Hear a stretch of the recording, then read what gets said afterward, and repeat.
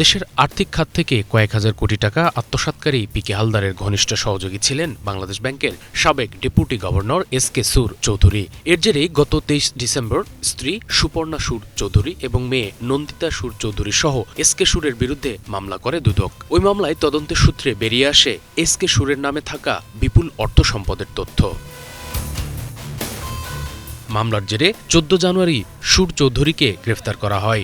১৯ জানুয়ারি রাজধানীর ধানমন্ডিতে তার বাসায় অভিযান চালিয়ে জব্দ করা হয় ১৬,২৫,০০০ টাকা।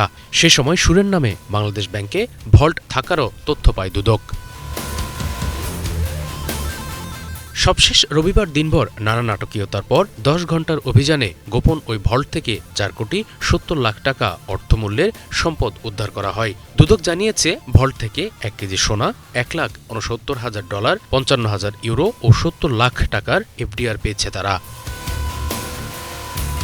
দুদকের পরিচালক কাজী সাইমুজ্জামান জানান, শুরুতে জ্ঞাত আয় বহির্ভূত সম্পদের তথ্য থাকায় সম্পদের হিসাব চেয়ে এস.কে. সুরকে নোটিশ দেওয়া হয়, কিন্তু তিনি হিসাব জমা না দেয়ায় অনুসন্ধানের অংশ হিসেবে তার বাসায় অভিযান চালানো হয়।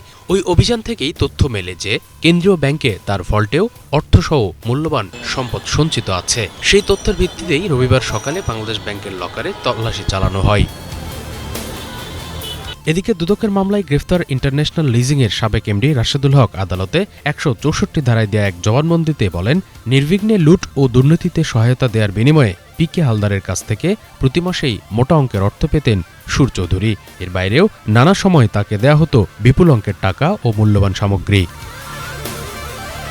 এদিকে এরই মাঝে সোমবার হলমার্কের ঋণ জালিয়াতির ঘটনায় ৭ বছর আগে করা মানি লন্ডারিং প্রতিরোধ আইনের এক মামলায় এস.কে. সুরকে গ্রেফতার দেখানো হয়েছে। পুলিশের আবেদনের পরিপ্রেক্ষিতে ঢাকার চিফ মেট্রোপলিটন ম্যাজিস্ট্রেট সিএমএম আদালত এই আদেশ দেন। এর আগে সুরকে কারাগার থেকে আদালতে হাজির করা হয়, পরে ওই মামলায় তাকে গ্রেফতার দেখানো হয়। ২০১৮ সালের জানুয়ারিতে ডেপুটি গভর্নরের পদ থেকে অবসরে যান এস.কে. সুর চৌধুরী। পরে পিকে হালদারের আর্থিক কেলেঙ্কারিতে নাম আসায় ২০২২ সালে তার বিরুদ্ধে অনুসন্ধান শুরু করে দুদক। অনুসন্ধানে তার বিরুদ্ধে একের পর এক আর্থিক দুর্নীতি, জালিয়াতি সহ বাংলাদেশ ব্যাংক খাতে ধস নামানোর বিভিন্ন তথ্য বেরিয়ে আসছে।